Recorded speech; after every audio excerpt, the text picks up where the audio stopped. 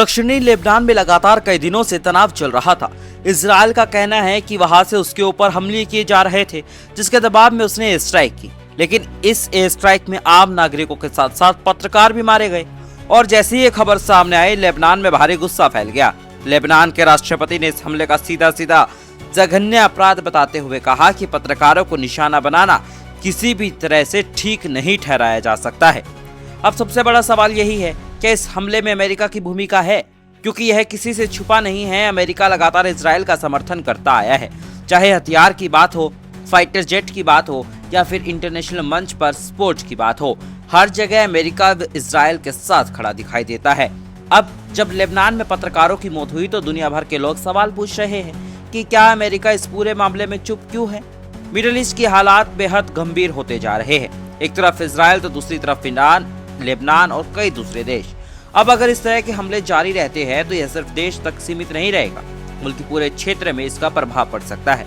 जानकारों का मानना है कि अगर स्थिति इसी तरीके से बढ़ती रही तो आने वाले दिनों में एक बड़ा युद्ध देखने को भी मिल सकता है। इजरायल के प्रधानमंत्री बेंजामिन नेतन्याहू पहले ही अपने देश के अंदर भारी दबाव में हैं। उनकी सरकार के खिलाफ लोग सड़कों पर उतर चुके हैं और अब अगर अंतर्राष्ट्रीय स्तर पर भी उनके ऊपर आरोप लगने लगे तो उनकी मुश्किलें और भी बढ़ सकती है।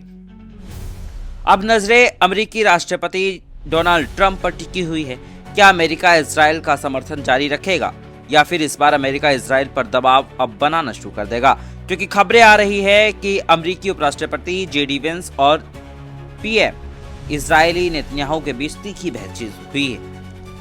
क्योंकि अगर अमेरिका चुप रहता है तो इसका मतलब साफ है कि मिडिल ईस्ट में तनाव और बढ़ने वाला है।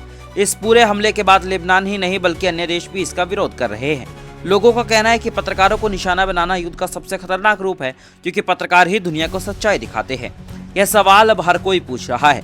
अगर इजरायल और लेबनान के बीच ये तनाव बढ़ता गया और ईरान भी अब इसमें खुलकर जो आ रहा है तो सीधे तौर पर यह बड़ा युद्ध हो सकता है। आपको बता दें कि ईरान लगातार इजरायल के और अमेरिकी सैन्य ठिकानों पर हमले कर रहा है। ईरानी हमलों से इजरायल में हाहाकार मचा हुआ है और अमेरिकी राष्ट्रपति डोनाल्ड ट्रंप भी बौखलाए हुए दिखाई दे रहे। ऐसे में बड़ा सवाल है कि आखिर ये युद्ध कब खत्म होगा। इस खबर के बारे में आप क्या सोचते हैं? अपनी राय कमेंट बॉक्स में जरूर दें। अगर वीडियो पसंद आया हो तो वीडियो को लाइक करें और चैनल को भी सब्सक्राइब करें। Bureau report, Hindustan 9, Uttar Pradesh.